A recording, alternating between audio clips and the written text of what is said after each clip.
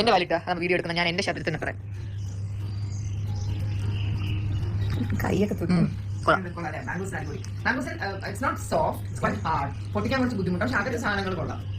അനുസരിച്ചിട്ടല്ലേ അതൊക്കെ ഗാർലിക് പോലെ. ഇന്ന് മറ്റേ ഡ്യൂറിയൻ ആ ഫ്രൂട്ട് സൂപ്പർ ആണ്, സൂപ്പർ. പക്ഷെ അത് കാലിക്കേറ്റാൻ പറ്റത്തില്ല, ഹോട്ടലിൽ കൊണ്ടുവരാൻ പറ്റത്തില്ല. അതിന്റെ സ്മെല്ല് കാരണം ഭയങ്കര ടേസ്റ്റ് ആണല്ലോ സിന്ധുവിന്. ചക്ക തന്നെ ഡിഫറെന്റ് ഫ്രം ചക്ക, but it's got an awesome taste. ഞാൻ ഫസ്റ്റ് ടൈം ഇത് കഴിച്ചപ്പോൾ എനിക്ക് പറ്റില്ല. ഞാൻ ആദ്യം എടുത്ത് ട്രിവാൻഡ്രത്താണ്. I suppose I liking it. I don't know. എനിക്ക് അറിയില്ല. It smells like jackfruit, so it must taste. ചക്ക അല്ല, അതിന്റെ പൾപ്പിന് ഇറ്റ്സ് ഡിഫറെന്റ്.